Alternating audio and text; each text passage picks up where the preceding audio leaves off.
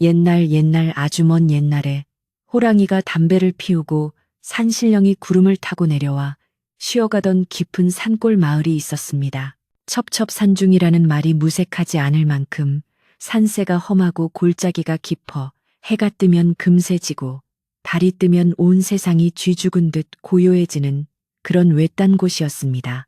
마을 어귀에는 수백 년 묵은 느티나무가 떡하니 버티고 서서 오가는 사람들을 굽어보고 있었는데 그 나무 아래를 지나면 옹기종기 모여있는 초가집들 사이로 유독 눈에 띄는 기와집 한 채가 자리 잡고 있었습니다. 세월의 풍파를 견디지 못해 기와장은 이끼로 뒤덮이고 담장은 곳곳이 허물어져 있었지만 그 뼈대만큼은 예사롭지 않아 한때는 이 고을에서 제일 가는 세도가의 집이었음을 짐작게 하는 김진사댁이었습니다.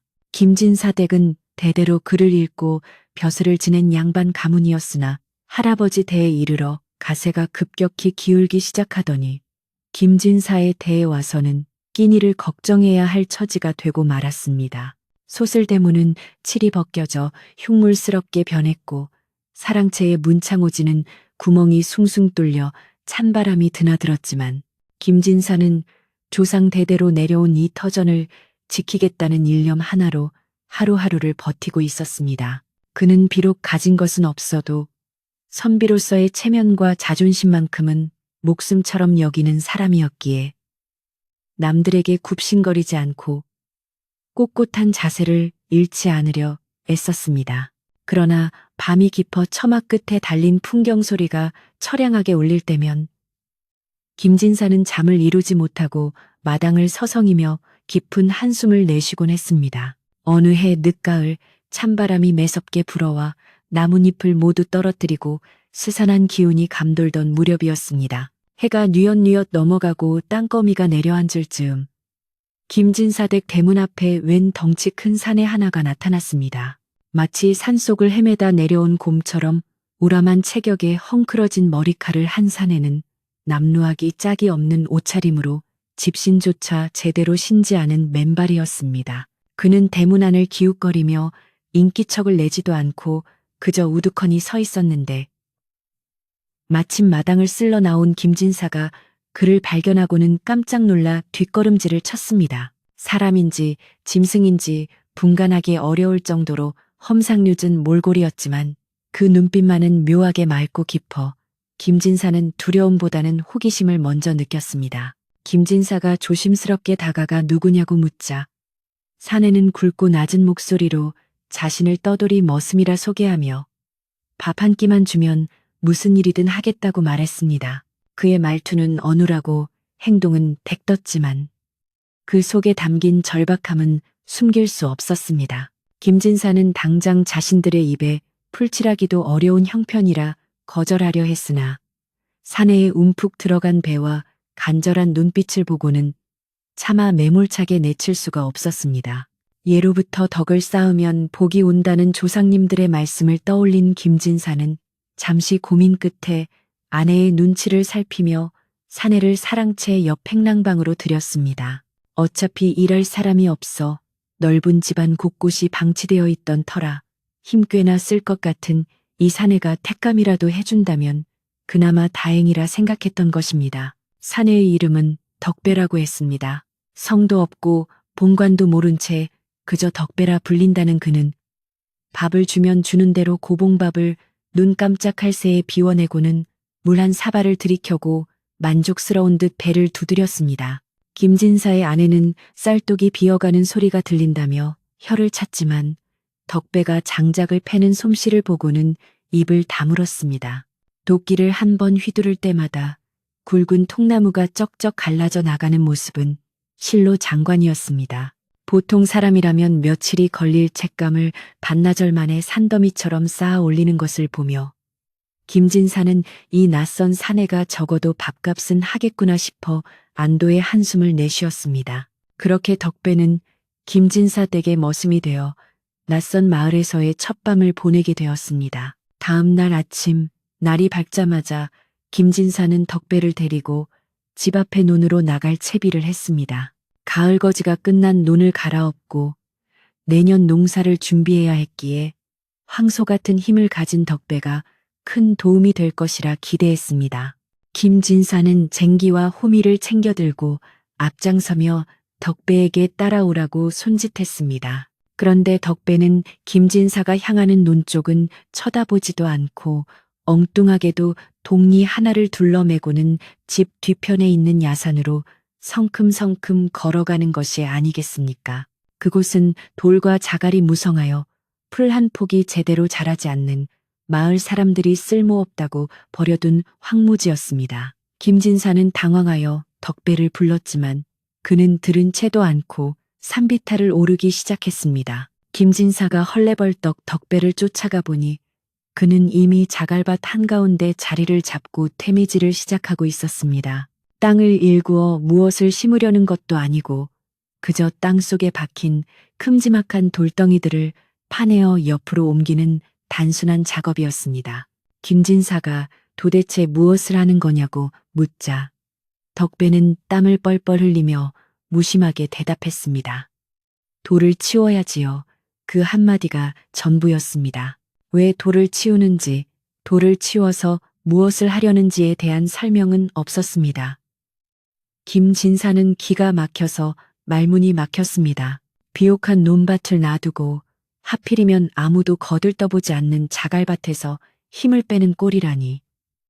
김진사는 자신이 사람을 잘못 들인 것은 아닌가 하는 후회가 밀려왔습니다. 하지만 덕배의 고집은 황소 고집보다 더했습니다. 김진사가 아무리 타르고 으름장을 놓아도 그는 묵묵히 땅만 파고 돌을 날랐습니다. 해가 중천에 뜨고 다시 서산으로 넘어갈 때까지 덕배는 허리 한 번 제대로 펴지 않고 돌밭과 씨름했습니다. 그의 억센 손길에 수박만 한 돌들이 뽑혀나와 한쪽에 쌓이기 시작했고 거칠었던 땅은 조금씩 그 속살을 드러냈습니다. 김진사는 답답한 마음에 가슴을 치며 집으로 돌아와 아내에게 하소연을 했지만 이미 저질러진 일을 어찌할 도리가 없었습니다. 그렇게 하루가 지나고 이틀이 지나도 덕배는 매일 아침이면 구미를 메고 뒷산 자갈밭으로 출근하여 해질녘이 되어서야 흙투성이가 된 채 돌아왔습니다. 마을 사람들도 하나둘씩 이 기이한 광경을 목격하기 시작했습니다. 나무를 하러 가던 마을 청년들이나 나무를 캐러 가던 아낙네들이 덕배가 일하는 모습을 보고는 수군거렸습니다. 저 김진사 댁의 새로운 머슴이 정신이 좀 모자란 모양이야. 멀쩡한 눈을 놔두고 왜 저 돌밭을 파헤친담. 사람들의 입방아는 걷잡을 수 없이 퍼져나갔습니다. 안 그래도 가세가 기울어 흉흉한 소문이 돌던 김진사 댁에 미친 머슴까지 들어왔다며 사람들은 김진사를 볼 때마다 혀를 차거나 비웃음을 흘렸습니다.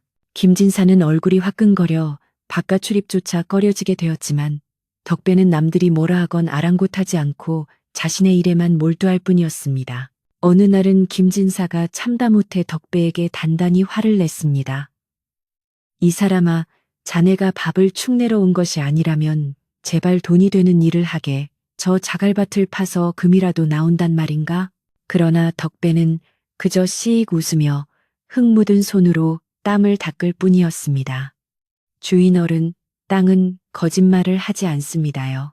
돌을 골라내면 좋은 땅이 되고 좋은 땅이 되면 무엇이든 심을 수 있지 않겠습니까? 덕배의 말은 틀린 것은 아니었으나 그 넓고 척박한 자갈밭을 사람 손으로 일일이 골라내어 옥토로 만든다는 것은 불가능에 가까운 일이었습니다. 그것은 마치 산을 옮기겠다는 말과 다를 바 없는 허황된 소리처럼 들렸습니다. 겨울이 깊어지면서 날씨는 점점 더 혹독해졌습니다. 매서운 칼바람이 산골짜기를 휘몰아치고 눈보라가 칠 때에도 덕배의 갤리질은 멈추지 않았습니다. 손발이 꽁꽁 얼어 터지고 얼굴이 빨갛게 트면서도 그는 새벽같이 일어나 뒷산으로 향했습니다. 마을 사람들은 이제 덕배를 돌머슴이라 부르며 조롱거리로 삼았습니다. 사랑방에 모인 노인들은 곰방대를 두드리며 김진산의 조상 묘자리가 안 좋은 게야, 그렇지 않고서야 저런 미련한 곰 같은 놈이 들어올 리가 없지 하며 혀를 찼습니다. 김진사의 귀에도 그런 소리가 들려왔지만 그는 덕배를 내쫓지 못했습니다. 추운 겨울밤 꽁보리밥 한 덩이를 달게 먹고 군불도 없는 냉방에서 잠든 덕배의 모습을 볼 때면 왠지 모를 연민과 함께 알 수 없는 믿음 같은 것이 마음 한구석에 자리 잡고 있었기 때문입니다. 그러던 어느 날 덕배가 파낸 돌들이 제법 쌓여 작은 언덕을 이루었을 때였습니다. 덕배는 그 돌들을 그냥 쌓아두는 것이 아니라 밭의 경계를 따라 반듯하게 돌담을 쌓기 시작했습니다. 크고 작은 돌들을 교묘하게 맞물려 쌓아 올린 돌담은 비바람이 불어도 끄떡없을 만큼 견고해 보였습니다. 김진사는 그 모습을 멀리서 지켜보며 고개를 갸웃거렸습니다. 저 녀석이 힘만 센 무식한 놈인 줄 알았더니 돌을 다루는 솜씨가 예사롭지 않구나. 단순히 땅을 파헤치는 줄만 알았던 덕배의 행동의 질서가 보이기 시작하자 김진사의 마음속에 있던 불신이 조금씩 걷히고 그 자리에 작은 기대감이 싹트기 시작했습니다. 하지만 현실은 냉혹했습니다. 쌀독은 바닥을 드러내고 있었고 다가올 설 명절을 지낼 비용조차 마련하기 어려운 형편이었습니다. 김진사의 아내는 밤마다 눈물을 훔치며 친정에 손을 벌려야 하나 고민했고 김진사는 조상님들 뵐 면목이 없어 한숨만 내쉬었습니다. 이런 집안 사정에도 아랑곳 없이 덕배는 매 끼니마다 엄청난 양의 밥을 먹어치웠습니다. 아내는 덕배의 밥그릇을 볼 때마다 눈총을 주었지만 덕배는 눈치라고는 약에 쓰려 해도 없는 사람처럼 밥알 하나 남기지 않고 싹싹 긁어먹었습니다. 김진사는 그런 덕배가 야속하기도 했지만 한편으로는 저 미련할 정도로 우직한 뚝심이 부럽기도 했습니다. 마을의 소문은 이웃 마을까지 퍼져나갔습니다. 고개 너머에 사는 욕심쟁이 부자 박찬봉의 귀에도 김진사 댁에 미친 머슴 이야기가 들어갔습니다. 박찬봉은 평소 김진사 댁의 넓은 집터와 문전옥답을 호시탐탐 노리고 있던 인물이었습니다. 김진사가 빚에 쪼들려 집을 내놓기만을 기다리던 박찬봉에게 밥만 축내는 미친 머슴이 들어왔다는 소식은 호재나 다름없었습니다. 그는 무릎을 치며 쾌재를 불렀습니다. 옳지, 이제 김진사가 망할 날도 머지 않았구나. 내 그 집을 헐값에 사들여 기와를 새로 올리고 떵떵거리며 살아보리라. 박찬봉은 하인들을 시켜 김진사 댁의 동태를 살피게 하고 은밀하게 흉계를 꾸미기 시작했습니다. 어느 눈 내리는 밤, 덕배는 여느 때와 다름없이 늦은 시간까지 작업을 마치고 돌아와 행랑방 아궁이에 불을 지피고 있었습니다. 김진사가 문을 열고 나오다 그 모습을 보고는 덕배 곁으로 다가갔습니다. 타오르는 불빛에 비친 덕배의 얼굴은 검게 그을리고 주름져 있었지만 표정만은 평온해 보였습니다. 김진사가 물었습니다. 덕배야, 너는 정말 저 돌밭에서 무언가가 나올 것이라 믿느냐? 덕배는 불을 쑤시던 부직갱이를 멈추고 김진사를 올려다보았습니다. 그리고 처음으로 진지한 목소리로 입을 열었습니다.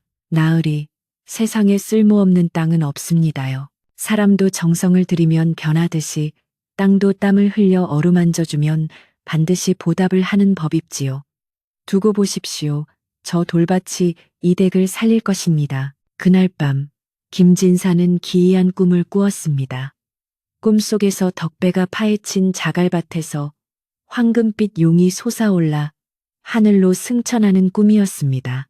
용이 꼬리를 칠 때마다 자갈들이 금덩어리로 변해 마당에 쏟아졌고 다 쓰러져 가던 기와집이 찬란한 빛을 내며 새 집처럼 변했습니다. 꿈에서 깬 김진사는 식은땀을 흘리며 자리에서 일어났습니다. 창밖에는 한방눈이 펑펑 쏟아지고 있었고 세상은 온통 하얗게 변해 있었습니다. 김진사는 이것이 길몽인지 흉몽인지 가늠할 수 없어 불안한 마음을 감출 수 없었습니다. 하지만 덕배의 확신에 찬 눈빛과 목소리가 귓가에 맴돌아 다시 잠을 청할 수 없었습니다. 이튿날 눈이 무릎까지 쌓인 아침이었습니다. 박찬봉이 하인들을 거느리고 김진사 댁 대문을 두드렸습니다. 갑작스러운 방문에 김진사가 당황하며 맞이하자 박찬봉은 거만하게 사랑채에 앉아 본색을 드러냈습니다. 김진사, 소문을 들으니 집에 식충이 같은 머슴을 들여 고생이 많다더군. 자네 형편에 그 많은 밥을 어찌 감당하려나. 내 자네를 생각해서 하는 말이니 이참에 그 뒷산 자갈밭이랑 집을 나에게 넘기게나. 내가 섭섭지 않게 값을 쳐줌세. 박찬봉의 말은 겉으로는 위하는 척했으나 속에는 시커먼 욕심이 가득 차 있었습니다. 김진사는 모욕감을 느꼈지만 당장의 공궁함 때문에 쉽사리 대꾸하지 못하고 입술만 깨물었습니다. 그때 마당에서 쿵 하는 소리와 함께 덕배가 나타났습니다. 그는 어깨에 지고 있던 거대한 바위를 마당 한 구석에 내려놓으며 박찬봉을 쏘아보았습니다.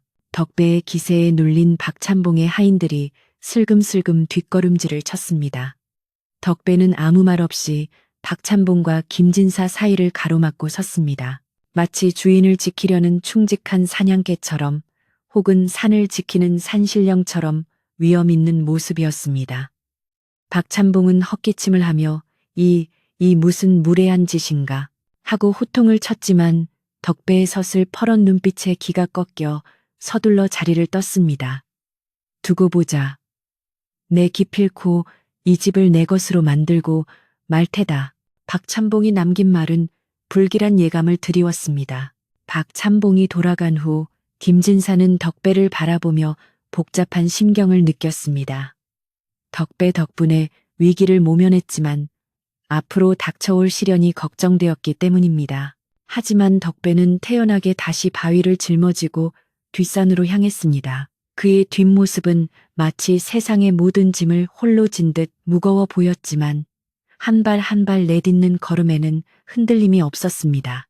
김진사는 대문 기둥을 잡고 서서 덕배가 사라질 때까지 눈을 떼지 못했습니다. 눈 덮인 자갈밭 위로 덕배가 만들어가는 길은 삐뚤빼뚤했지만 그 끝은 알 수 없는 희망을 향해 뻗어 있는 듯 했습니다. 마을에는 다시금 흉흉한 소문이 돌기 시작했습니다. 박찬봉이 김진사 댁 머슴에게 봉변을 당했다는 이야기가 살이 붙어 덕배가 사람을 해치는 흉악한 놈이라는 소문으로 번졌습니다. 사람들은 김진사 댁 근처에는 얼씬도 하지 않으려 했고 아이들은 덕배를 보면 울음을 터뜨리며 도망쳤습니다.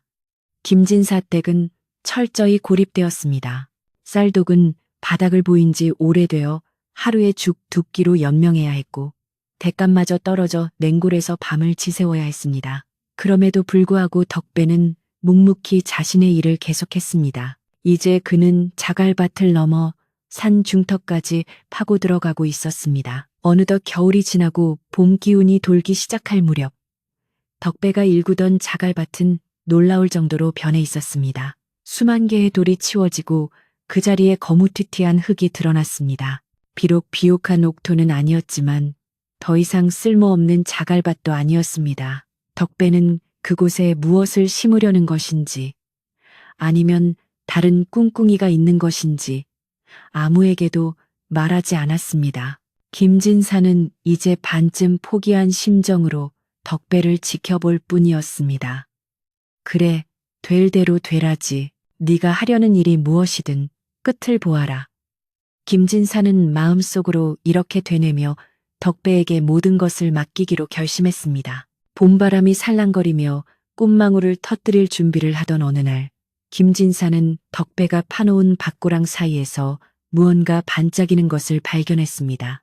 가까이 다가가 보니 그것은 물기 머금은 흙이 햇빛을 받아 빛나는 것이었습니다. 메마른 자갈밭이라 여겼던 그곳에서 습기를 머금은 흙이 나온다는 것은 예사로운 일이 아니었습니다.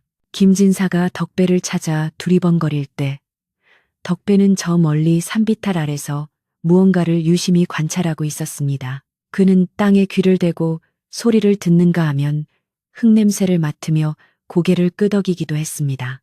마치 땅속 깊은 곳에 숨겨진 비밀을 찾아내는 탐사꾼과도 같은 모습이었습니다. 김진사는 문득 덕배가 처음 왔을 때 했던 말이 떠올랐습니다. 돌을 치우면 좋은 땅이 되고 좋은 땅이 되면 무엇이든 심을 수 있지 않겠습니까?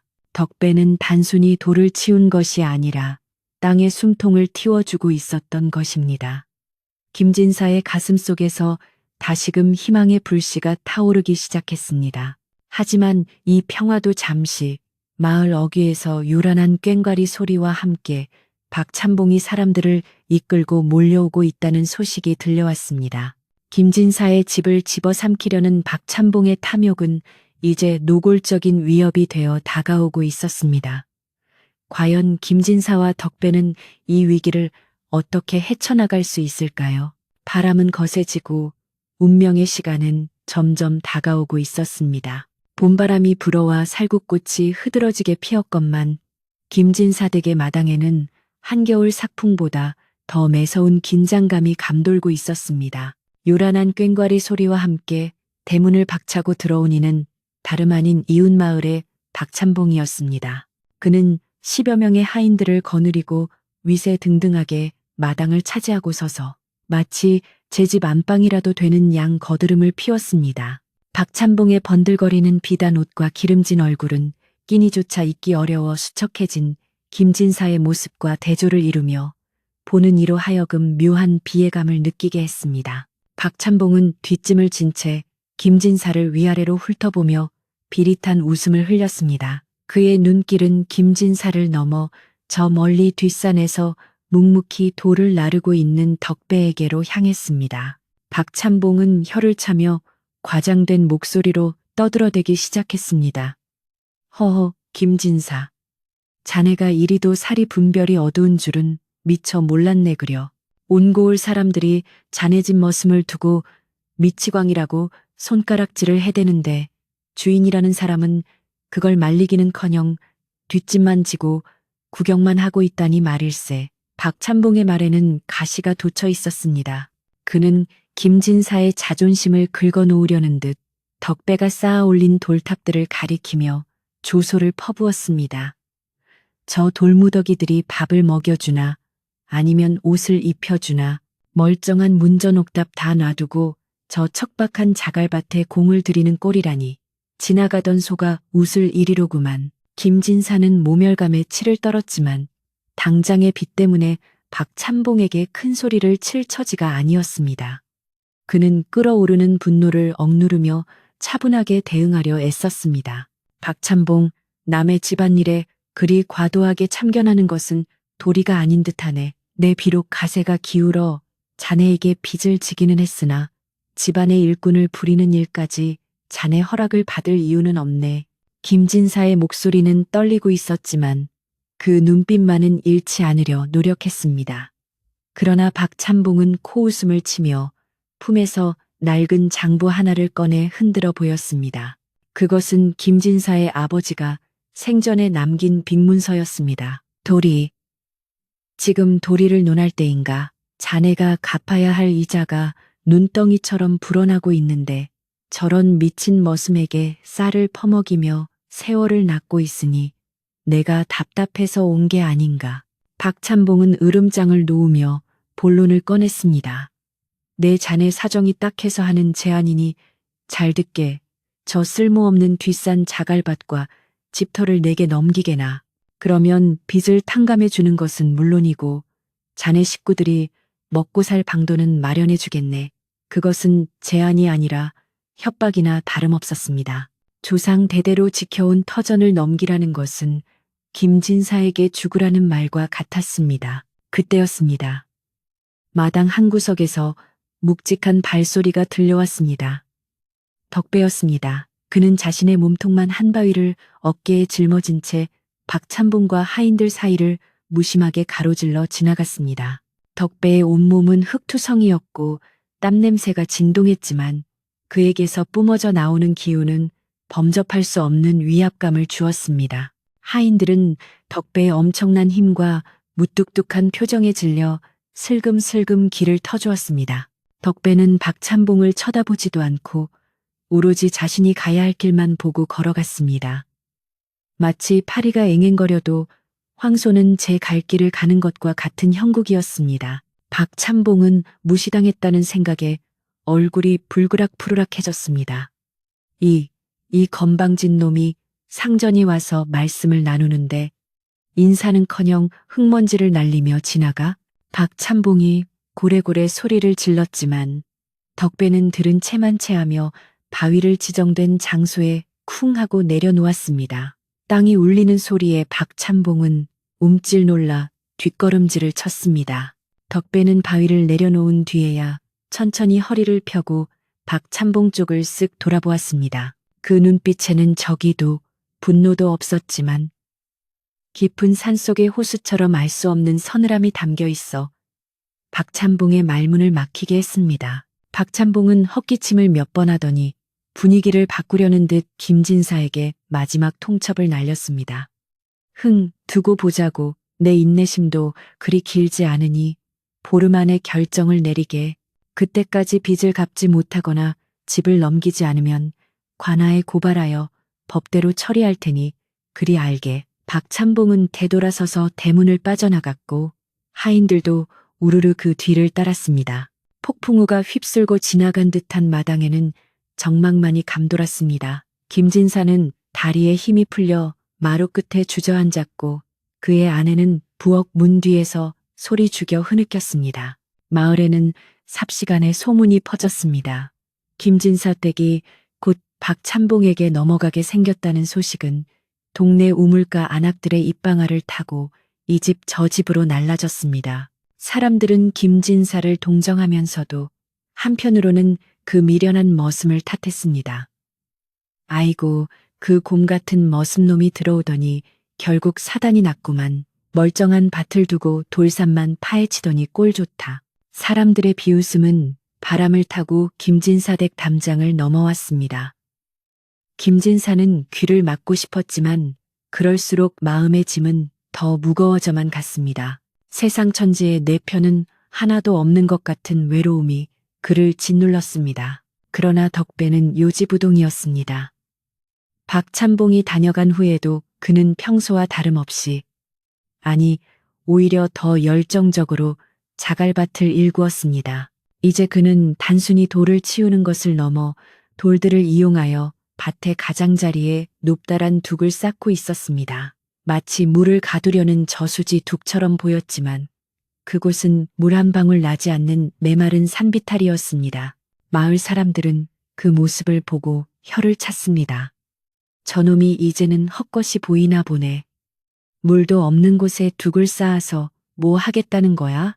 덕배의 기행은 이제 마을의 웃음거리를 넘어 기이한 구경거리가 되었습니다. 어느 날 저녁 마을에서 가장 나이가 많아 지혜롭기로 소문난 노인이 김진사를 찾아왔습니다.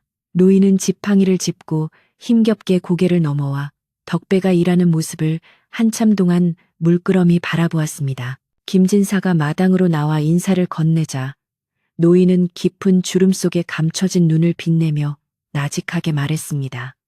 진사 영감, 사람들의 말에 너무 휘둘리지 마시게. 내 평생 수많은 사람을 보았지만 저 머슴처럼 땅의 기운을 읽는 눈을 가진 이는 드물다네. 김진사는 의아해하며 물었습니다. 땅의 기운이라니요. 저 아이는 그저 무식하게 힘만 쓰는 머슴일 뿐입니다. 노인은 고개를 가로저으며 지팡이로 덕배가 쌓은 돌담을 가리켰습니다.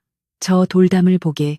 허투루 쌓은 것이 아니야. 바람이 지나가는 길을 막지 않으면서도 흙이 쓸려 내려가는 것을 막고 있네. 그리고 저 아이가 파헤치는 곳을 유심히 보게나. 그곳은 산의 그림자가 가장 먼저 머무는 곳, 즉 땅속의 물길이 지나갈 가능성이 가장 큰 곳이지. 노인의 말은 김진사에게 신선한 충격이었습니다. 미친 짓이라 여겼던 덕배의 행동에 깊은 뜻이 숨겨져 있을지도 모른다는 생각에 김진사의 가슴 한구석에서 희미한 희망의 불씨가 되살아났습니다. 노인이 돌아간 뒤 김진사는 조심스럽게 덕배에게 다가갔습니다. 덕배는 깊은 구덩이 속에서 흙을 퍼 올리고 있었습니다. 덕배야, 저 노인장 말씀이 네가 물길을 찾고 있다더구나. 그게 사실이냐? 덕배는 하던 일을 멈추고 땀을 닦으며 김진사를 올려다보았습니다. 그의 눈은 흙투성이 얼굴 속에서 별처럼 빛나고 있었습니다. 나으리, 올여름에는 큰 가뭄이 들 것입니다. 바람에서 마른 냄새가 나고 개미들이 깊은 땅 속으로 집을 옮기고 있습니다요. 물을 준비하지 않으면 이 마을 전체가 목나 죽게 될 것입니다. 덕배의 말은 예언처럼 들렸습니다. 김진사는 소름이 돋았습니다. 가뭄이라니? 지금은 이렇게 꽃이 만발하고 시냇물 소리가 청아한데 가뭄이라니 당치도 않다. 그러나 덕배는 단호했습니다. 하늘의 뜻은 사람이 어찌할 수 없지만 땅의 힘을 빌리면 살 길은 열립니다. 저는 그저 그 길을 트고 있을 뿐입니다. 덕배의 확신에 찬 태도에 김진사는 더 이상 반박할 수 없었습니다. 비록 눈앞의 현실은 암담했지만 덕배가 보여주는 저 묵묵한 믿음에 자신의 운명을 걸어보기로 다시금 마음을 다잡았습니다. 시간은 흘러 어느덧 늦봄이 되었습니다. 덕배의 예언대로 날씨가 심상치 않게 변하기 시작했습니다. 예년 같으면 봄비가 촉촉하게 내려 모내기 준비를 해야 할 시기였지만 하늘은 야속하게도 구름 한 점 없이 맑기만 했습니다. 햇살은 날이 갈수록 따가워졌고 대지는 서서히 메말라갔습니다. 마을 앞 개울의 물줄기가 눈에 띄게 줄어들었고 우물의 수위도 하루가 다르게 낮아졌습니다. 농부들은 하늘만 쳐다보며 한숨을 쉬었고 마을의 분위기는 점점 흉흉해졌습니다. 사람들은 이제야 뭔가 잘못되어 가고 있음을 직감하기 시작했습니다. 박찬봉도 초조해지기는 마찬가지였습니다. 자신의 논에 물을 대기 위해 아랫마을 사람들과 물싸움을 벌이기도 했고 소작인들을 닥달하여 물을 길어 나르게 했습니다. 그러면서도 김진사에 대한 압박을 멈추지 않았습니다. 그는 김진사 댁에 자갈밭이 물을 머금기는커녕 더 바짝 말라버릴 것이라 비웃으며 하루빨리 땅을 넘기라고 사람을 보내 독촉했습니다. 곧 논바닥이 쩍쩍 갈라질 텐데 그 돌산이 무슨 소용이 있겠나. 쌀 한 톨이라도 더 줄 때 파는 게 상책이야. 박찬봉의 전갈은 김진사의 속을 뒤집어 놓았습니다. 그러나 김진사 댁 뒷산의 풍경은 사뭇 달랐습니다.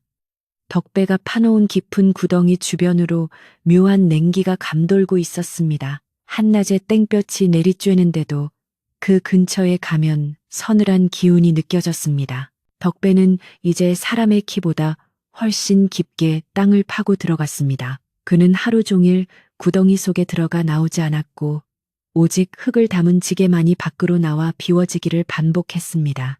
김진사의 아내는 도시락을 싸서 구덩이 입구에 내려주며 걱정스러운 눈빛을 보냈습니다. 이러다 사람 잡겠네. 제발 좀 쉬어가며 하게. 어느 날 밤 덕배가 구덩이에서 기어 올라왔을 때 그의 손에는 진흙 범벅이 된 돌멩이 하나가 들려 있었습니다. 그는 그것을 김진사에게 내밀었습니다.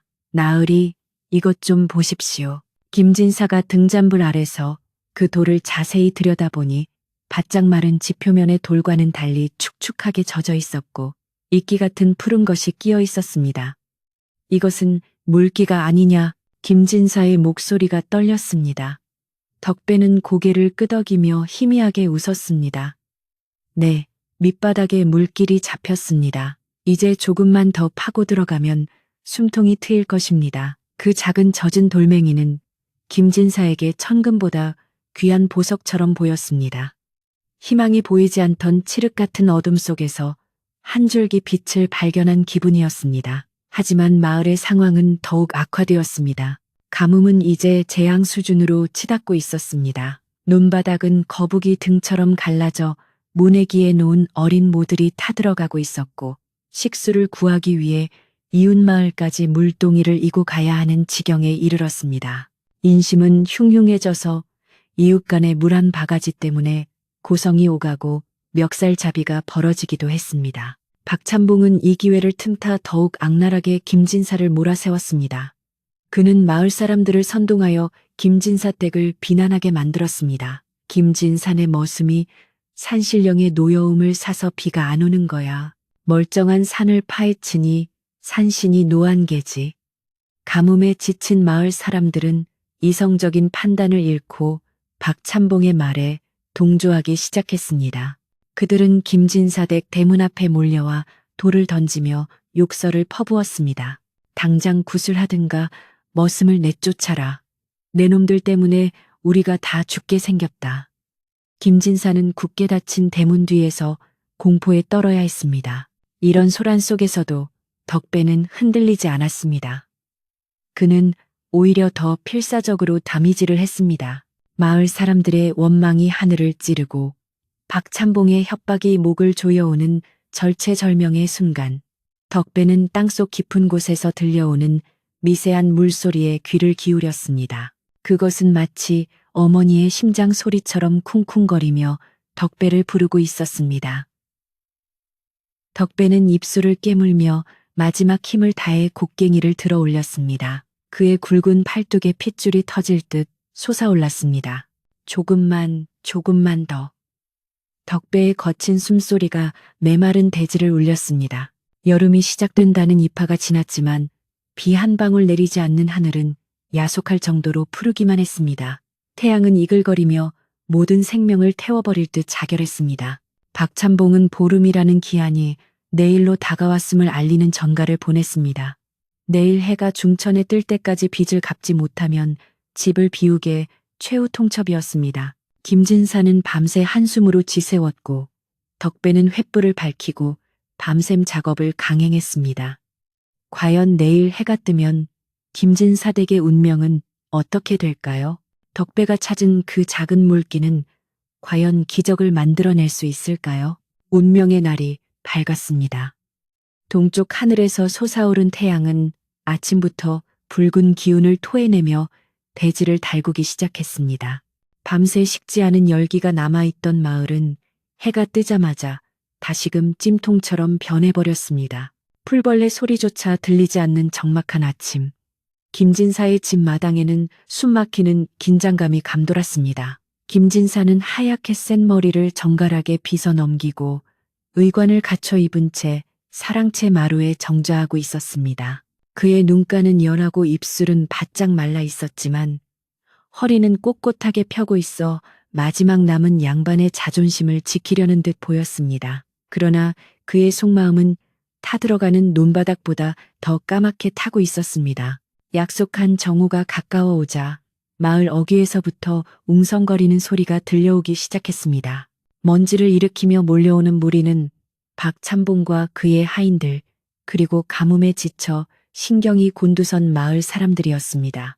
박찬봉은 가마를 타고 위세 좋게 등장하여 김진사댁 대문 앞에 멈춰 섰습니다. 그는 부채를 설설 붙이며 가마에서 내려 마치 죄인을 신문하러 온 원님처럼 거만한 표정으로 마당으로 들어섰습니다. 뒤따르던 마을 사람들은 낫과 토니를 들고 있어 자칫하면 폭동이라도 일어날 것 같은 살벌한 분위기를 자아냈습니다. 그들의 눈에는 가뭄에 대한 원망과 김진사댁에 대한 분노가 이글거리고 있었습니다. 박찬봉은 마당 한가운데 자리를 잡고 앉아 가져온 문서를 탁 치며 소리쳤습니다. 김진사, 약속한 시간이 다 되었네. 빚을 갚을 돈은 마련되었는가? 아니면 순순히 집문서를 내놓겠는가? 그의 목소리는 쩌렁쩌렁하게 울려 퍼져 김진사의 가슴을 후벼 팠습니다.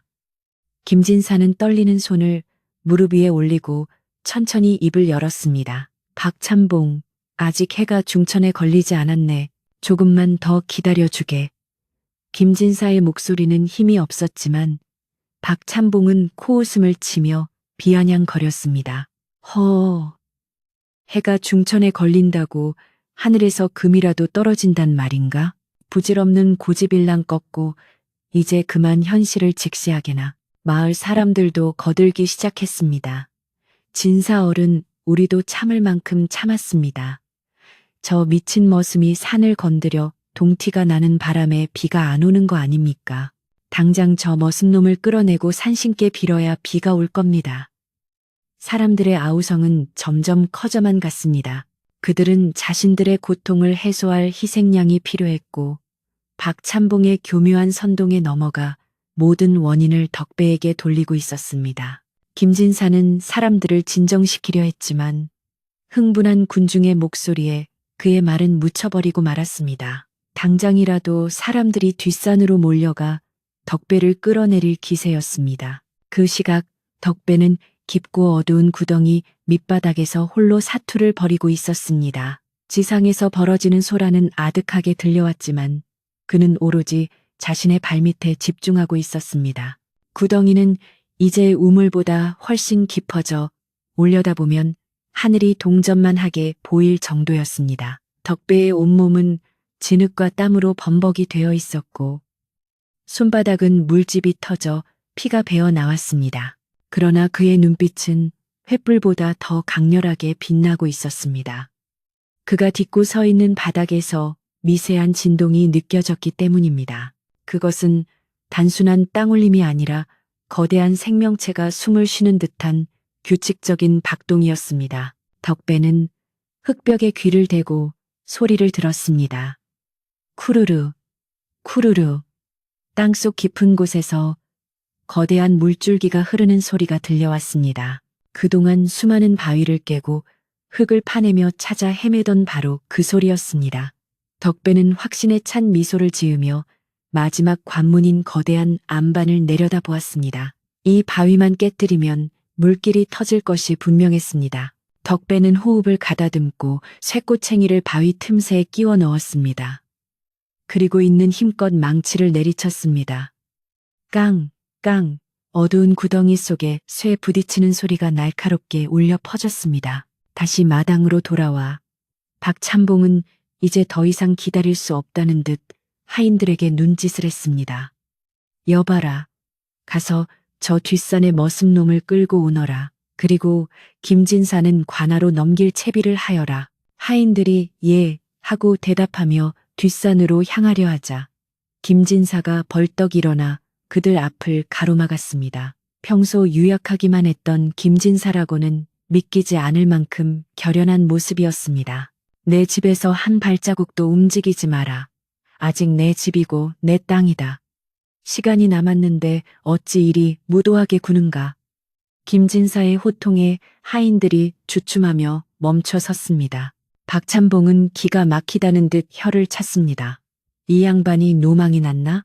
빈 껍데기뿐인 양반 체면이 밥 먹여주는 줄 아는가 보군. 비켜라. 내 손으로 직접 저 머슴 놈을 응징하고 땅을 접수하겠다. 박찬봉이 직접 나서자 마을 청년들도 합세하여 김진사를 밀치고 뒷산으로 향하려 했습니다. 김진사는 흙바닥에 나뒹굴면서도 엉금엉금 기어가 그들의 바짓가랑이를 잡고 늘어졌습니다. 안 된다. 저 아이가 하는 일을 방해하면 안 돼. 제발 조금만 더 기다려다오. 처절한 김진사의 외침에 사람들의 발길이 잠시 멈칫했습니다. 바로 그 순간이었습니다.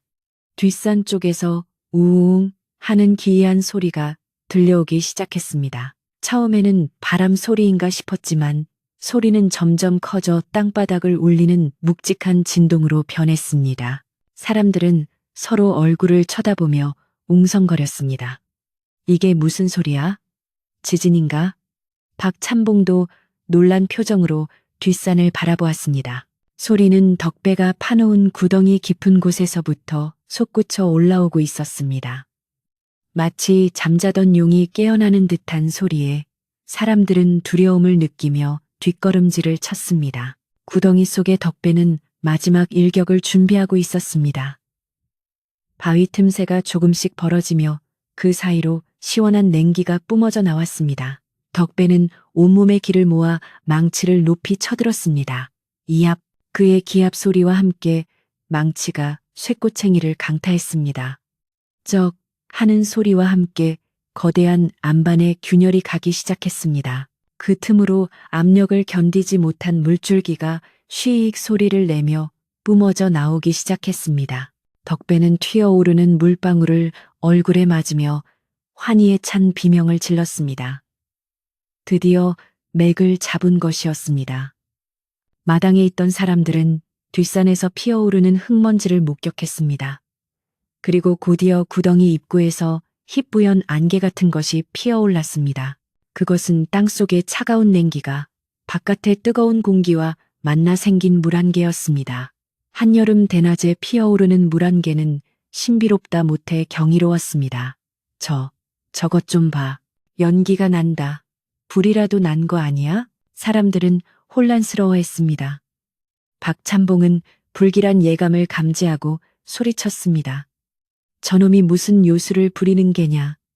어서 가서 잡아와. 그러나 누구도 선뜻 나서지 못했습니다. 미지의 현상에 대한 공포가 그들을 압도했기 때문입니다. 그때 구덩이 입구의 사다리가 흔들리더니 누군가가 올라오는 모습이 보였습니다. 덕배였습니다. 그는 머리부터 발끝까지 젖은 진흙을 뒤집어서 형체를 알아보기 힘들 정도였습니다. 마치 지옥에서 살아 돌아온 귀신 같은 몰골이었지만 그의 한 손에는 물이 뚝뚝 떨어지는 바위 조각이 들려 있었고 다른 한 손은 하늘을 향해 뻗고 있었습니다. 덕배는 구덩이 밖으로 나와 비틀거리며 섰습니다. 그의 등 뒤로 구덩이에서는 쏴 하는 소리가 점점 더 크게 들려오고 있었습니다. 그것은 바람 소리가 아니었습니다. 명백한 물소리였습니다.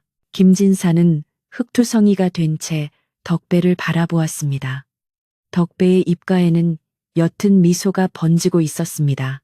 덕배는 쉰 목소리로 하지만 마당에 있는 모든 사람이 들을 수 있을 만큼 또렷하게 외쳤습니다. 나으리, 물입니다. 물길이 열렸습니다. 그 말 한마디는 마른 하늘의 날벼락처럼 사람들의 귀를 때렸습니다. 물이라니. 이 가뭄에 물이 나왔다고? 사람들은 믿을 수 없다는 듯 수군거렸습니다. 박찬봉은 얼굴이 사색이 되어 소리쳤습니다. 거짓말, 거짓말이다. 저 메마른 돌산에서 물이 나올 리가 없어. 저놈이 미쳐서 헛소리를 하는 게다. 하지만 박찬봉의 외침은 공허했습니다.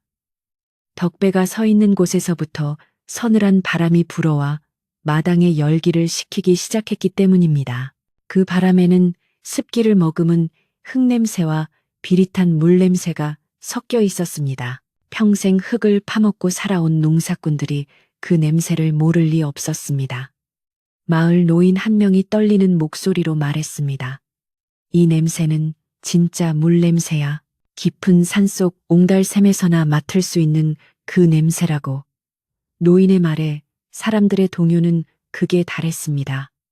분노는 순식간에 호기심과 기대로 바뀌었습니다. 덕배는 들고 있던 젖은 바위 조각을 김진사 발치에 내려놓았습니다. 그리고 박찬봉을 향해 뚜벅뚜벅 걸어갔습니다. 박찬봉의 하인들이 그를 막으려 했지만 덕배에게서 뿜어져 나오는 기세에 눌려 길을 비켜주고 말았습니다. 덕배는 박찬봉 코앞까지 다가가 흙탕물이 뚝뚝 떨어지는 얼굴로 그를 내려다보았습니다. 찬봉 어른, 내게 하셨지요? 물이 안 나오면 집을 가져가시겠다고. 하지만 물이 나오면 어찌하실 겁니까? 덕배의 눈빛은 서슬이 펄했지만 목소리는 차분했습니다. 박찬봉은 뒷걸음질을 치며 말을 더듬었습니다. 이놈이 감히. 바로 그때 구덩이 쪽에서 콰르릉 하는 굉음이 들렸습니다. 땅속에 갇혀있던 수맥이 마침내 출구를 찾아 터져 나오는 소리였습니다. 사람들의 시선이 일제히 뒷산으로 쏠렸습니다. 구덩이 입구로 물기둥이 솟구칠 조짐이 보였습니다. 땅이 흔들리고 주변의 자갈들이 굴러떨어졌습니다. 김진사는 벅차오르는 감정을 주체하지 못하고 일어서서 뒷산을 향해 두 팔을 벌렸습니다. 오, 조상님이시여, 천지신명이시여. 그의 외침은 절규에 가까웠습니다. 사람들은 이제 빚잔치도 싸움도 잊어버렸습니다. 오로지 저 구덩이에서 일어날 기적만을 숨죽여 기다렸습니다. 박찬봉의 얼굴은 낭패감으로 일그러졌고 마을 사람들의 눈은 경이로움으로 커졌습니다. 덕배는 다시 김진사 곁으로 돌아와 묵묵히 주인 곁을 지켰습니다. 그는 알고 있었습니다. 이제부터 벌어질 일은 인간의 힘을 넘어선 대자연이 주는 선물이라는 것을요. 그는 자신이 할 일을 다 마쳤다는 듯 깊은 숨을 내쉬며 땀을 닦았습니다. 그러나 그의 손은 여전히 가늘게 떨리고 있었습니다. 구덩이에서 솟아오르는 냉기는 점점 강해져 마당에 있는 사람들의 옷깃을 펄럭이게 했습니다. 땀에 젖었던 사람들의 몸이 식어가며 닭살이 돋았습니다. 하늘에는 여전히 뜨거운 태양이 내리쬐고 있었지만 김진사 댁 뒷산만큼은 딴 세상처럼 서늘했습니다. 나온다. 물이 올라온다. 누군가 비명을 지르듯 외쳤습니다. 구덩이 입구까지 차오른 물이 찰랑거리며 햇빛을 받아 반짝이기 시작했습니다. 그 물은 흙탕물이 아니라 수정처럼 맑고 투명한 안반수였습니다. 오랜 세월 땅속 깊은 곳에 숨어있던 생명수가 마침내 세상 밖으로 고개를 내민 것입니다. 물이 구덩이 넘치도록 차오르자 덕배가 미리 파놓았던 고랑을 따라 물길이 잡히기 시작했습니다. 콸콸 쏟아지는 물소리는 가뭄에 지친 사람들에게 천상의 음악처럼 들렸습니다. 물은 자갈밭을 적시고 말라비틀어진 풀뿌리를 적시며 아래로 흘러내릴 준비를 하고 있었습니다. 박찬봉은 망연자실하여 그 광경을 바라보았습니다. 자신이 그토록 무시하고 비웃었던 미친 머슴의 삽질이 황금을 캐내는 데니질이었음을 깨닫는 순간이었습니다. 하지만 물길이 터졌다고 해서 모든 문제가 해결된 것은 아니었습니다. 이 엄청난 양의 물을 어떻게 다스리느냐가 문제였습니다. 덕배는 지체 없이 우니를 다시 집어들었습니다. 길을 터야 합니다. 물이 아랫마을로 내려가도록 길을 열어야 합니다.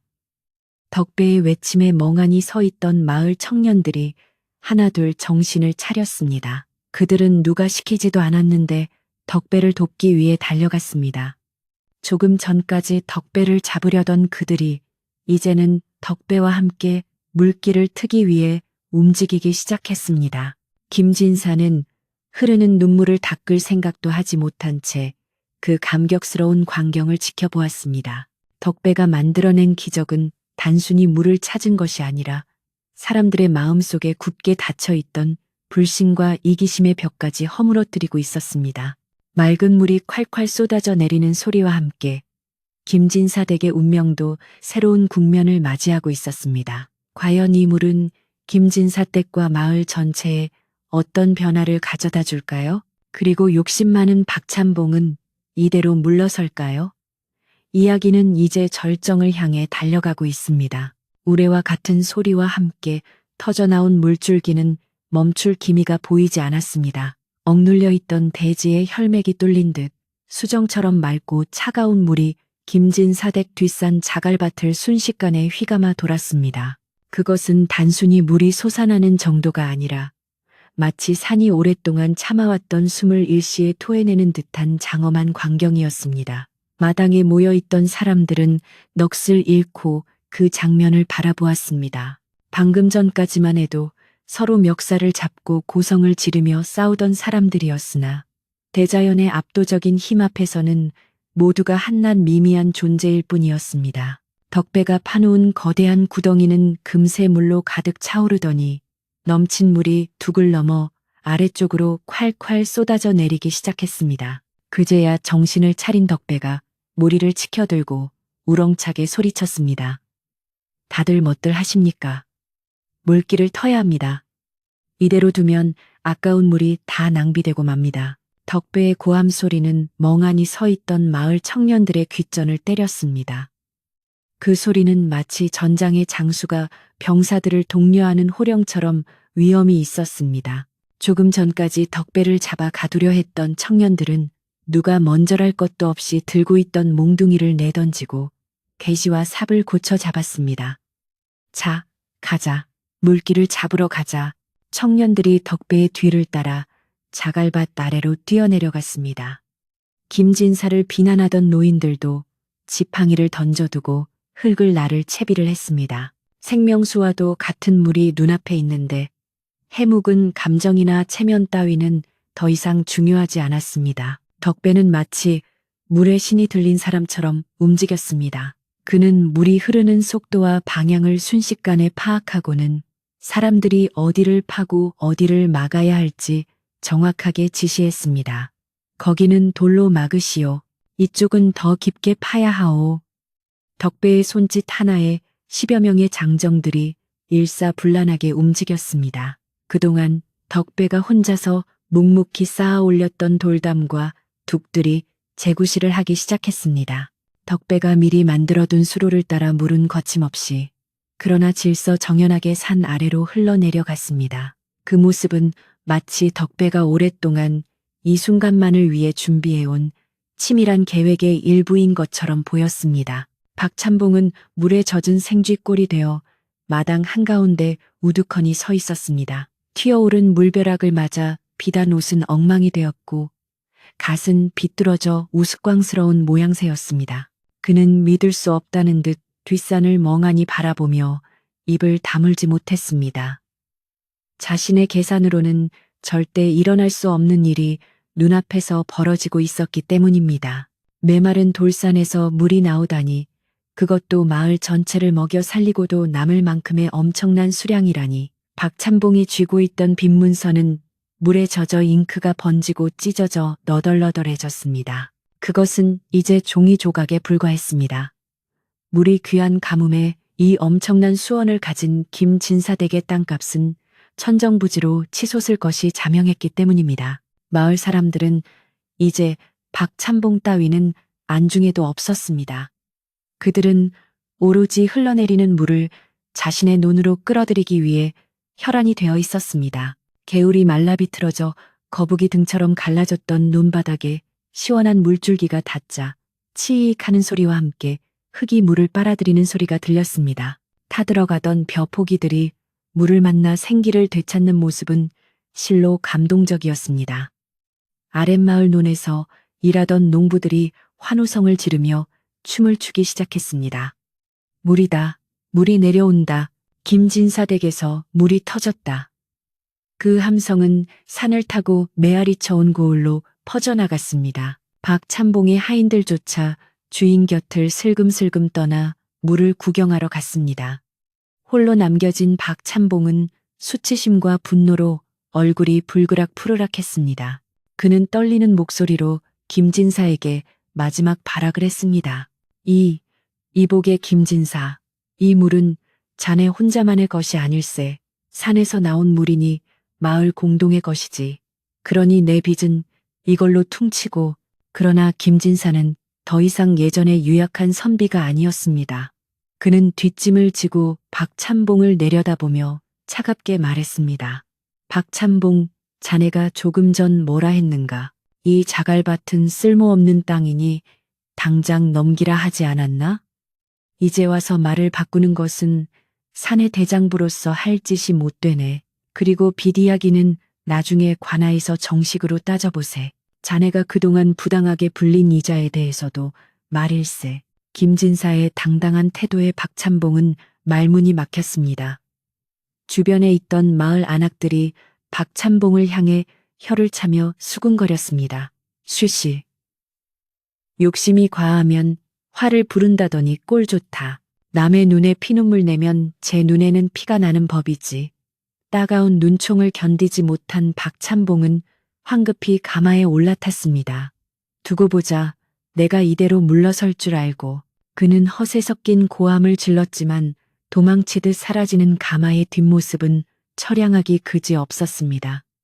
박찬봉이 사라지자 마당에는 더욱 큰 웃음꽃이 피어났습니다. 해는 어느덧 서산으로 기울고 있었습니다. 덕배와 마을 사람들이 힘을 합쳐 만든 물길은 김진사댁 뒷산에서 시작하여 마을 앞 개울까지 이어졌습니다. 끊어졌던 마을의 젖줄이 다시 이어진 것입니다. 덕배는 흙투성이가 된 몸을 이끌고 다시 구덩이 쪽으로 올라갔습니다. 물이 너무 많이 쏟아지면 둑이 무너질 수도 있었기에 물의 양을 조절하기 위해서였습니다. 그는 커다란 바위로 물길 입구를 적당히 막아 물이 일정하게 흐르도록 조절했습니다. 그 세심한 손길에 거칠게 쏟아지던 물줄기는 졸졸 흐르는 맑은 시냇물 소리로 바뀌었습니다. 저녁이 되자 마을 사람들은 각자의 집에서 음식을 가져와 김진사댁 마당으로 모여들었습니다. 누군가는 잘 익은 김치를, 누군가는 갓 쪄낸 옥수수와 감자를, 또 누군가는 귀한 막걸리를 들고 왔습니다. 조금 전까지 김진사를 원망했던 것이 미안해서인지 사람들의 표정에는 겸연쩍음과 고마움이 교차하고 있었습니다. 마을 촌장이 대표로 김진사 앞에 나아가 고개를 숙였습니다. 진사 어른, 저희가 어리석어 큰 실수를 범했습니다. 눈앞의 가뭄에 눈이 멀어 진사 어른과 저 고마운 머슴을 알아보지 못하고 몹쓸 짓을 하려 했습니다. 부디 용서해 주십시오. 김진사는 촌장의 손을 맞잡으며 따뜻하게 웃었습니다. 아니요, 오죽 힘들었으면 그랬겠소. 나라도 목이 타면 우물부터 찾았을 것이요. 다 지난 일이니 괴념치 마시오. 그보다 이 모든 것은 우리 집 머슴 덕배의 공이니 덕배에게 고마움을 표해 주시오. 김진사의 겸손한 말에 사람들은 일제히 덕배를 찾았습니다. 덕배는 사람들 틈에 끼는 것이 어색한지 부엌 한 구석에 쭈그리고 앉아 찬물에 밥을 말아먹고 있었습니다. 사람들이 몰려와 덕배의 등을 두드리며 칭찬을 쏟아냈습니다. 자네가 우리 마을을 살렸네.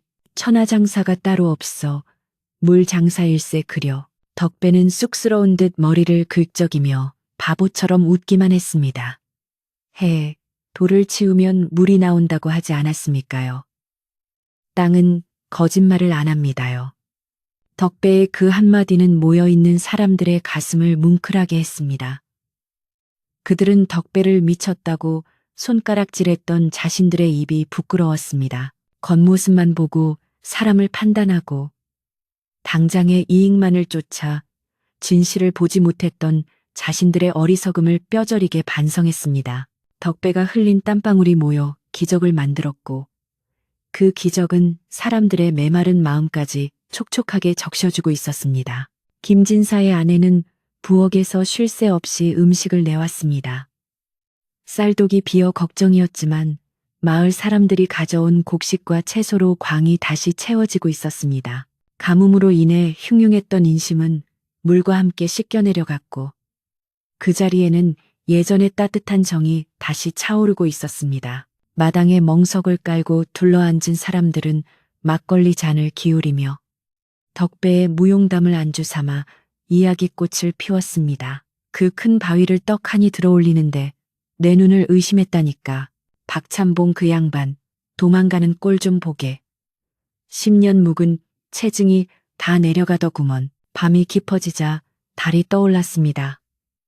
달빛을 받은 뒷산의 물줄기는 은하수처럼 반짝이며 흘러내렸습니다. 물 흐르는 소리는 풀벌레 소리와 어우러져 평화로운 자장가처럼 들렸습니다. 김진사는 마루 끝에 앉아 그 풍경을 바라보며 깊은 생각에 잠겼습니다. 그는 자신이 지키고자 했던 것이 단순히 조상 대대로 내려온 집과 땅이 아니었음을 깨달았습니다.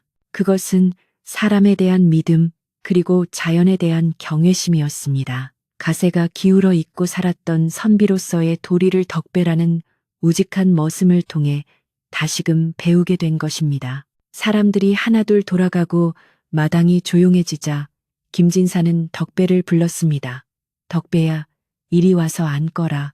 덕배가 쭈뼛거리며 마루 아래에 서자 김진사는 손수 막걸리 한 사발을 따라 덕배에게 건넸습니다. 받거라. 이것은 주인이 머슴에게 주는 술이 아니라 내가 자네에게 올리는 감사의 술일세. 덕배는 황송하여 어쩔 줄 몰라 하며 두 손으로 술잔을 받았습니다. 나으리, 당치 않습니다요. 저는 그저 밥값을 했을 뿐입니다. 덕배는 단숨에 술을 들이켜고 손등으로 입을 닦았습니다. 투박하고 거친 손이었지만 김진사의 눈에는 그 어느 귀한 손보다 아름다워 보였습니다. 김진사가 물었습니다. 그래, 이제 소원이 무엇이냐? 네가 원하는 것이라면 무엇이든 들어주마. 논을 떼어 달라고 하면 떼어줄 것이요. 집을 지어 달라 하면 지어줄 것이다. 덕배는 잠시 곰곰이 생각하더니 시익 웃으며 대답했습니다. 나으리, 저는 땅도 집도 필요 없습니다요. 다만 덕배가 말을 뜸들이자 김진사는 귀를 기울였습니다. 다만 내일 아침에도 고봉밥을 가득 주시면 그것으로 족합니다. 그리고 저 뒷산의 나무를 좀 심고 싶습니다. 물이 있으니 이제 나무가 아주 잘 자랄 것입니다. 김진사는 껄껄 웃음을 터뜨렸습니다. 천금을 줘도 모자랄 판에 고작 고봉밥과 나무 심기라니. 역시 덕배다운 대답이었습니다. 그래, 알았다. 밥은 배가 터지도록 줄 것이고 나무는 온 산을 덮도록 심거라. 이제 저 산은 내 것이다. 김진사의 허락에 덕배는 어린아이처럼 기뻐하며 행랑방으로 돌아갔습니다. 김진사는 덕배의 뒷모습을 보며 마음이 든든해짐을 느꼈습니다. 세상 사람들은 덕배를 미쳤다고 했지만 진정으로 미친 것은 탐욕의 눈이 멀어 소중한 것을 보지 못한 세상 사람들이 아니었을까 하는 생각이 들었습니다. 그날 밤 김진사 댁 식구들은 오랜만에 두 다리를 쭉 뻗고 깊은 잠에 들었습니다. 열어놓은 문지방 너머로 시원한 물소리가 끊임없이 들려왔습니다. 그 소리는 집안의 묵은 먼지를 씻어내고 근심 걱정을 쓸어내리는 소리였습니다. 쩍쩍 갈라졌던 논바닥에는 물이 찰랑거리고 개구리들이 다시 돌아와 울어대기 시작했습니다. 생명이 돌아온 마을의 밤은 그 어느 때보다 활기차고 평화로웠습니다. 뒷산 자갈밭은 이제 더 이상 쓸모없는 버려진 땅이 아니었습니다. 그곳은 마을의 생명을 지키는 성지가 되었고 김진사 댁을 다시 일으켜 세울 보물창고가 되었습니다. 다음 날 아침 마을은 완전히 달라져 있었습니다. 새벽같이 일어난 마을 사람들은 김진사 댁으로 몰려와 바티를 거들겠다고 나섰습니다. 김진사 댁의 넓은 밭은 그동안 일손이 없어 잡초만 무성했지만 마을 사람들의 손길이 닿자 금세 옥토로 변해갔습니다. 물이 풍부해지니 무엇을 심어도 잘 자랄 기세였습니다. 덕배는 사람들 틈에 섞여 묵묵히 일을 했지만 이제 아무도 그를 함부로 대하지 않았습니다. 오히려 그에게 굽신거리는 사람도 생겨났습니다. 하지만 덕배는 한결같았습니다.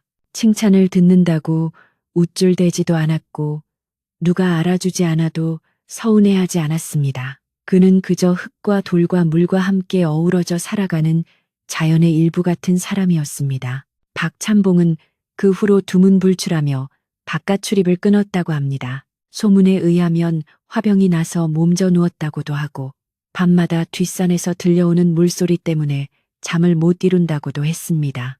그러나 아무도 그를 동정하지 않았습니다. 오히려 사람들은 인과응보라며 고소해했습니다. 김진사는 박찬봉을 찾아가 따지거나 조롱하지 않았습니다. 그저 묵묵히 자신의 집과 땅을 가꾸며 덕배와 함께 새로운 미래를 설계해 나갔습니다. 물이 솟아난 뒷산 주변으로는 푸른 이끼가 끼고 이름 모를 들꽃들이 피어나기 시작했습니다. 삭막했던 돌산이 생명의 정원으로 변해가고 있었습니다. 이제 이야기는 마지막을 향해 가고 있습니다. 큰 위기를 넘기고 평화를 찾은 김진사 댁, 그리고 여전히 묵묵히 자신의 길을 가는 덕배, 그들에게 찾아온 진정한 부는 과연 무엇이었을까요? 그리고 세월이 흐른 뒤 이 마을에는 어떤 전설이 남게 되었을까요? 마지막 5부에서 그 훈훈한 결말을 들려드리겠습니다. 달이 기울고 새벽별이 뜰 때까지 이야기는 계속됩니다. 계절의 시계는 어김없이 흘러 어느덧 뜨거웠던 여름의 열기가 물러가고 선선한 바람이 불어오는 가을이 찾아왔습니다. 김진사 댁 뒷산에서 터져나온 물줄기는 한순간의 기적으로 끝나지 않고 마르지 않는 샘이 되어 밤낮으로 흘러내렸습니다.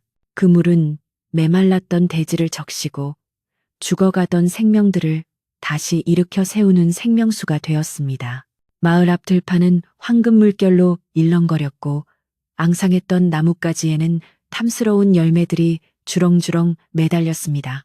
예년 같으면 가뭄 탓을 하며 빈지게를 지고 한숨을 쉬었을 농부들의 얼굴에는 웃음꽃이 만발했습니다. 김진사 댁은 물론이고 마을 전체가 전례 없는 대풍년을 맞이하게 된 것입니다.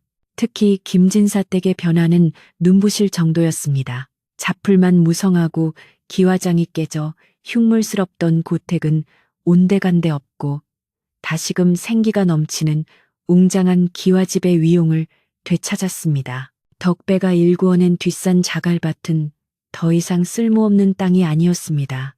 물이 풍부해지자 김진사는 덕배의 뜻대로 그곳에 감나무와 밤나무를 심었는데 비옥한 토양과 맑은 물을 머금은 나무들은 하루가 다르게 쑥쑥 자라났습니다. 돌틈 사이로 흐르는 물을 이용하여 미나리꽝을 만들고 약초를 심으니 그 수익이 쌀 농사보다 몇 배나 좋았습니다. 사람들은 이제 그 뒷산을 보며 보물산이라 부르며 부러워했습니다. 박찬봉은 결국 마을을 떠나고 말았습니다. 가뭄 때 보여주었던 그의 악랄한 행태와 김진사 댁을 향한 헛된 욕심이 만천하에 드러나자 마을 사람들 누구도 그를 상대해 주지 않았기 때문입니다. 그는 밤마다 들려오는 김진사 댁의 맑은 물소리에 괴로워하다가 어느 날 밤 도망치듯 이삿짐을 싸서 어디론가 사라져 버렸습니다. 박찬봉이 떠난 후 마을의 인심은 더욱 순해지고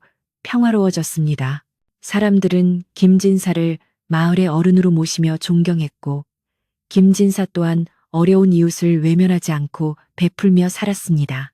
덕배가 찾아낸 물줄기가 사람들의 마음속에 있던 찌꺼기까지 씻어내고 맑은 정을 채워준 셈이었습니다. 수확의 계절이 절정에 달하자 김진사는 마당에 커다란 멍석을 깔고 마을 잔치를 열었습니다. 곳간에는 뱁살 가마니가 천장에 닿을 듯 쌓여 있었고 뒷산에서 거둔 과일과 채소도 넘쳐났습니다. 김진사는 소를 잡고 떡을 빚어 마을 사람들을 모두 초대했습니다.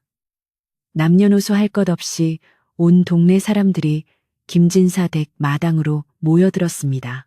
풍악 소리가 울려 퍼지고 맛있는 음식 냄새가 진동을 하니 마치 태평성대를 맞이한 듯한 흥겨운 분위기가 이어졌습니다.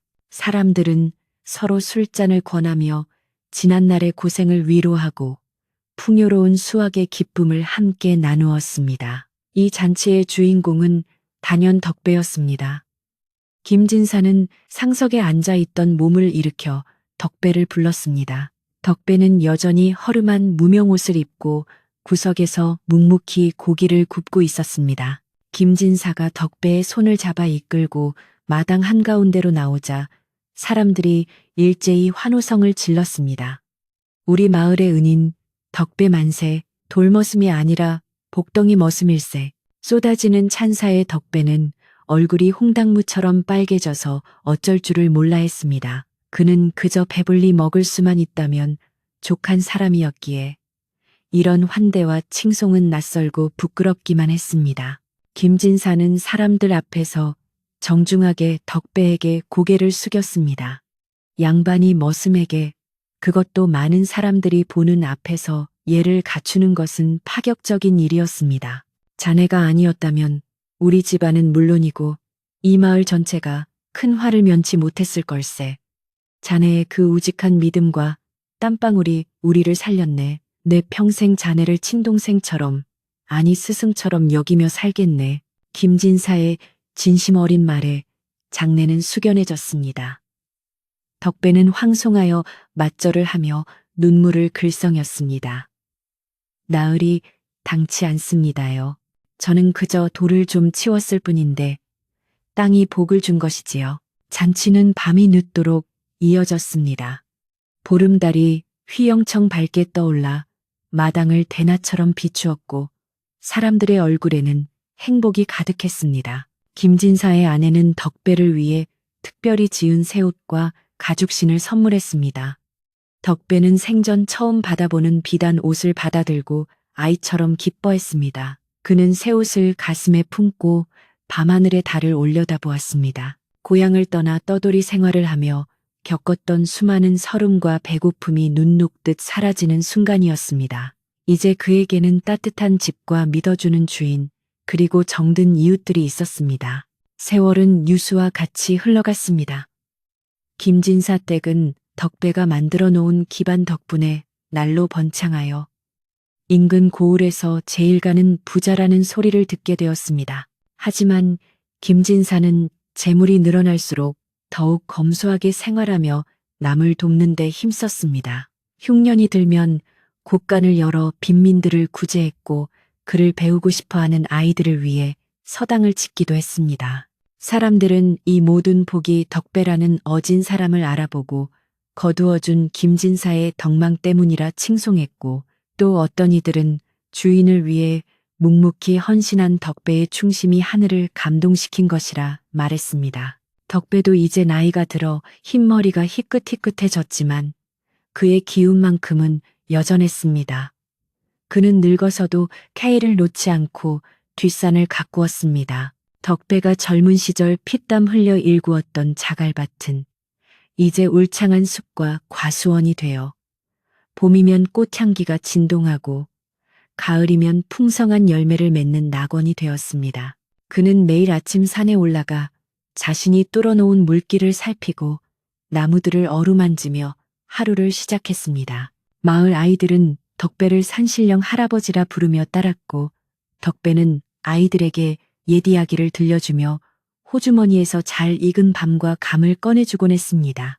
어느 날 덕배는 김진사와 함께 뒷산 정자에 앉아 아래를 내려다보고 있었습니다. 황금빛 들판과 평화로운 마을 풍경이 한눈에 들어왔습니다. 김진사가 찻잔을 기울이며 물었습니다. 덕배야, 자네는 그때 정말로 그 돌반 밑에 물이 있다는 것을 알았는가? 아니면 그저 우직하게 파본 것인가? 덕배는 허허 웃으며 먼 산을 응시했습니다. 나으리, 제가 어찌 땅속을 훤히 알겠습니까요? 다만 돌도 자꾸 어루만져주면 따뜻해지고 땅도 자꾸 파주면 숨을 쉬는 법이지요. 포기하지 않고 두드리면 언젠가는 열린다는 것을 믿었을 뿐입니다. 김진사는 덕배의 말에 고개를 끄덕였습니다.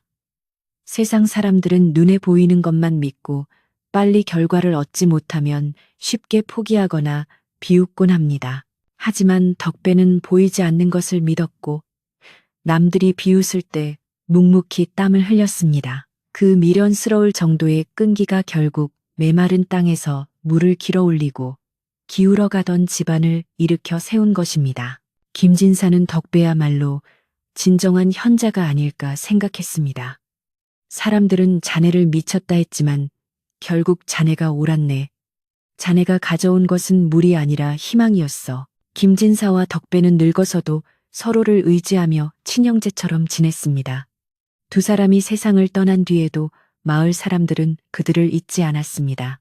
뒷산에서 흘러내리는 물줄기는 덕배샘이라 불리게 되었고 가뭄이 들어도 마르지 않는 신비한 샘으로 전해졌습니다. 마을 사람들은 힘든 일이 있을 때마다 그 샘물을 마시며 덕배의 우직한 마음을 되새겼습니다. 급할수록 돌아가라. 진심은 통한다는 교훈과 함께 김진사와 덕배의 이야기는 전설이 되어 할머니가 손주에게 들려주는 베갯머리 송사가 되었습니다. 밤이 깊었습니다. 산골 마을의 기와집 처마 끝에 달린 풍경 소리가 은은하게 울려 퍼집니다. 뒷산에서 흘러내리는 물소리는 여전히 맑고 청아하여 잠든 마을 사람들의 꿈속으로 흘러들어갑니다. 착한 마음을 가진 사람은 복을 받고 묵묵히 노력하는 사람은 반드시 결실을 맺는다는 이 오래된 이야기가 오늘 밤 당신의 잠자리에도 편안한 위로가 되기를 바랍니다. 세상이 아무리 시끄럽고 험해도 어딘가에는 덕배처럼 묵묵히 자신의 길을 가는 사람이 있고 김진사처럼 그 진심을 알아주는 사람이 있다는 사실을 기억하며 편안히 눈을 감으십시오. 저기 창밖을 보십시오. 달빛이 참으로 곱습니다. 바람도 자고 새들도 둥지를 찾아 깃들었습니다. 근심과 걱정은 모두 흐르는 물에 띄워보내고 이제 깊고 따뜻한 잠의 나라로 떠날 시간입니다. 꿈속에서는 황금빛 들판을 거닐고 시원한 샘물을 마시며 넉넉한 인심을 나누는 행복한 풍경을 만나시길 바랍니다.